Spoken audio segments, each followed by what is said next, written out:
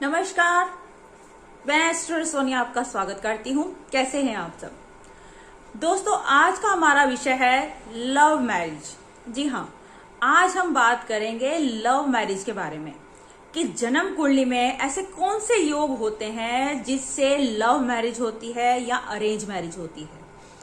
प्रेम में पड़े हुए लड़के लड़कियां ये जानने के लिए उत्सुक होते हैं कि उनका प्रेम विवाह होगा या नहीं होगा। और यहीं दूसरी तरफ देखा जाए तो माता पिता जब बच्चे शादी के लायक हो जाते हैं तो ये पूछने आते हैं कि हम कहीं हमारे बच्चे प्रेम विवाह तो नहीं करेंगे, हमारी मर्जी के साथ ही विवाह करेंगे। दोनों तरफ से प्रश्न तो वही है, लेकिन मायने बदल जाते हैं, क्योंकि माता पिता आज भी इस युग में नहीं चाहते कि उनके बच्चे अपनी मर्जी से शादी करें, और जबकि लड़के लड़कियां हमेशा यही चाहते हैं कि वो शादी जिससे भी करें अपनी पसंद के लड़के या लड़की से करें जिससे वो प्रेम करते हैं। देखिए, ये जन्म कुंडली में ही ग्रहों का सारा खेल है कि प्रेम विवाह होता है या अरेंज मैरिज होती है। प्रेम विवाह के लिए कुछ खास तरह के योग हैं जो जन्म कुंडली में देखने बहुत जरूरी हैं। विवाह होना और विवाह टूटना दोनों ही अलग अलग बातें हैं। लव मैरिजेस भी ब्रेक होती हैं, अरेंज मैरिजेस भी टूट जाती हैं। इसलिए सिर्फ ये सोच लेना कि लव मैरिजेस ही टूटती हैं या लव मैरिजेस ही ज्यादा डिवोर्स होते हैं, अरेंज मैरिजेस में डिवोर्स नहीं होते हैं, ऐसा कुछ नहीं है। ये कुंडली में योग होते हैं कि विवाह योग भंग होगा या नहीं होगा, और फिर लव मैरिज होगी या अरेंज मैरिज, वो भी ग्रहों को देखकर ही निर्णय किया जा सकता है। देखिए, जो प्रमुख ग्रह हैं जन्म कुंडली में वो है शुक्र। शुक्र को रोमांस का कारक माना जाता है।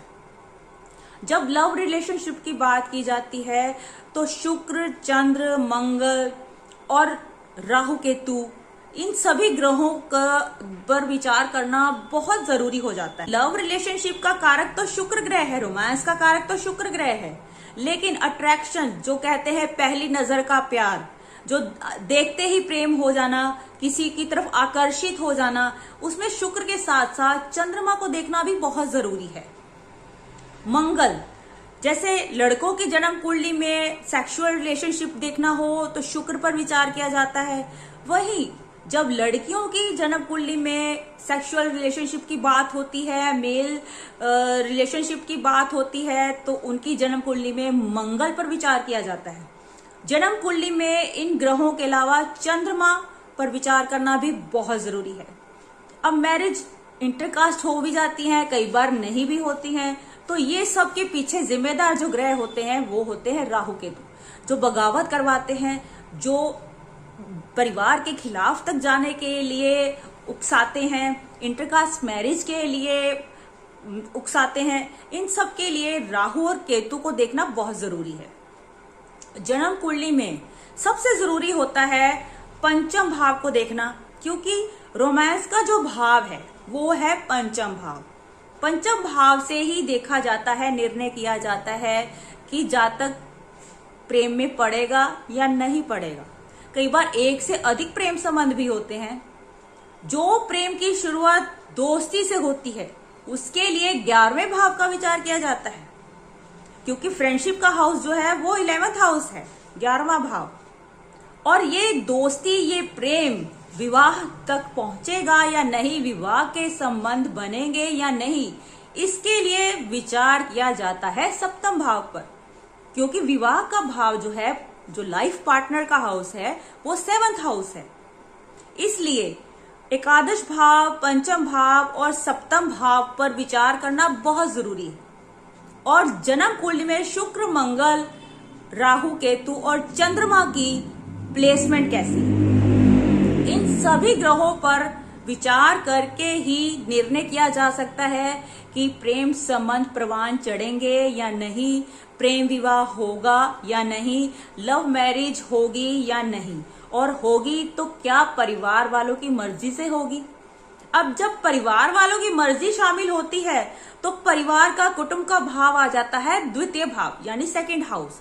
इसलिए जन्म कुंडली में जब 2nd हाउस का संबंध पंचम सप्तम भाव से बनता है, तब लव मैरिज को परिवार की सहमति मिलती है।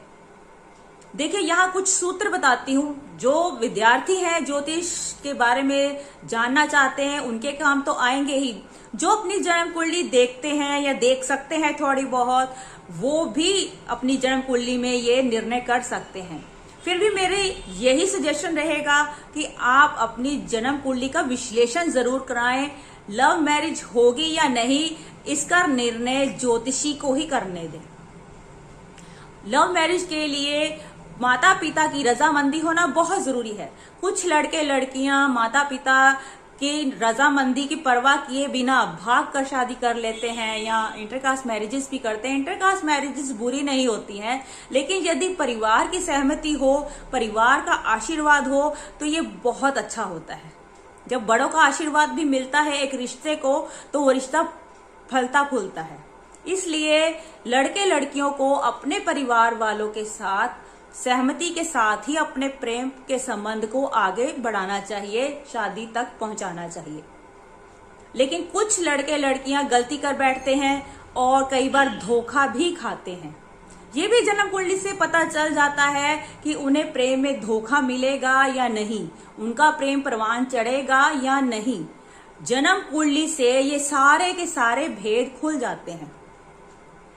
जैसे मैंने आपको बताया कि जन्म कुंडली में शुक्र, चंद्र, मंगल, राहु, केतु के साथ साथ पंचम, सप्तम, एकादश और इसके साथ साथ द्वितीय भाव का विचार करना भी बहुत जरूरी है।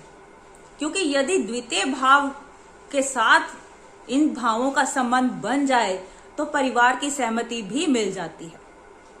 यदि पंचम और सप्तम भाव के स्वामी एकादश भाव में बैठे हों, मान लीजिए पंचम भाव का स्वामी सूर्य है और सप्तम भाव का स्वामी शुक्र है और वो एकादश भाव में बैठ गए हैं।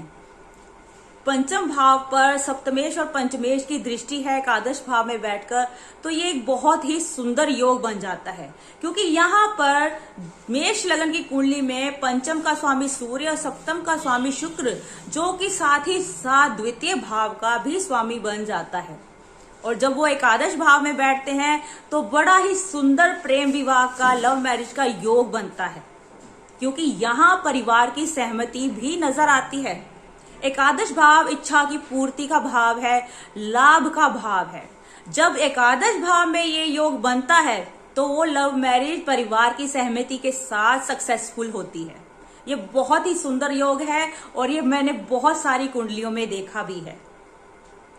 यदि लग्नेश और सप्तमेश का स्वामी पंचम भाव में बैठा हो, उस पर एकादश भाव के स्वामी की दृष्टि हो, तब भी लव मैरिज का बहुत सुंदर योग बनता है। लव मैरिज के पूरे पूरे चांसेस बन जाते हैं। यहां मैं अगला सूत्र आपको बताती हूं कि जब सप्तमेश और एकादश भाव का स्वामी द्वितीय भाव में बैठ जाए, तब भी परिवार की सहमति के साथ लव मैरिज सक्सेसफुल होती है। लेकिन यहां एक ध्यान देना बहुत जरूरी है, यदि राहु केतु का प्रभाव ऐसे योग पर हो तो परिवार की सहमति से पहले भी बहुत सारी कठिनाइयों का सामना करना पड़ता है। बहुत मुश्किलों के बाद परिवार की सहमति मिलती है। इसलिए यदि ऐसे योग जन्म कुंडली में हैं लेकिन राहु केतु का प्रभाव है तो परिवार की सहमति आसानी से नहीं मिलती है। यदि ये योग पूर्ण बली हैं और इन पर राहु केतु का कोई प्रभाव नहीं है, तब ही परिवार की पूर्ण रूप से सहमति मिलती है, लव मैरिज सक्सेसफुल होती है। यहां लव मैरिज सक्सेसफुल होने से मेरा मतलब है लव मैरिज होने तक।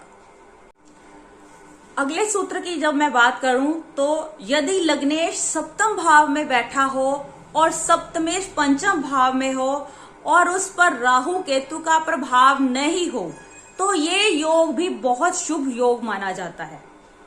ऐसे मैंने बहुत सारी पत्रियां देखी हैं जहां लगन का स्वामी सप्तम भाव में और सप्तम का भावी पंचम या एकादश भाव में हो तो भी लव मैरिज के योग बनते हैं। लेकिन हाँ, ये भी मैंने देखा है यदि उन पर राहु या केतु का प्रभाव है तो वो लव मैरिज इंटरकास्ट होती हैं, यानी अपनी जात बिरादरी से बाहर होती हैं। तुला लगन की कुंडली हो, लग्नेश शुक्र, सप्तमेश मंगल, यदि पंचम भाव में हो, द्वितीय भाव में हो या एकादश भाव में हो और उस पर किसी भी पाप ग्रह की दृष्टि ना हो, ऐसे में भी लव मैरिज का बहुत सुंदर योग बनता है। ऐसे में भी लव मैरिज 100% होती है। तो ये कुछ खास तरह के मैंने आपको सूत्र बताए। ऐसे 20 कॉम्बिनेशन बनते हैं। सभी का विवरण देना इस वीडियो में संभव नहीं है, लेकिन जो भी लड़के लड़कियां लव मैरिज करना चाहते हैं या प्रेम संबंध में हैं, लव रिलेशनशिप में हैं, वो अपनी जन्म कुंडली का विश्लेषण अवश्य करवाएं। कई बार जल्दबाजी में लड़के लड़कियां परिवार के खिलाफ जाकर, परिवार वालों को दुख पहुंचाकर, भागकर किसी भी तरह से शादी कर लेते हैं, कोर्ट मैरिज कर लेते हैं, बाद में धोखा खाते हैं। उससे बेहतर है कि आप अपनी जन्म कुंडली का विश्लेषण अवश्य करवाएं। यदि आपकी कुंडली में योग है तब ही आपको इस तरह का कोई कदम उठाना चाहिए। परिवार की सहमति मिलती है, आपका प्रेम विवाह होने के योग जन्म कुंडली में है, तो अवश्य आपका प्रेम विवाह होगा, अन्यथा आपको धोखा मिलने के पूरे चांसेस हैं। इसलिए आज के लिए इतना ही। यदि आप भी अपनी जन्म कुंडली दिखाना चाहते हैं तो दिए गए नंबर पर संपर्क करें। तो दोस्तों, आने वाले वीडियोस में और भी अच्छी जानकारी आपके लिए फिर से लेकर आऊंगी। तब तक के लिए नमस्कार, धन्यवाद।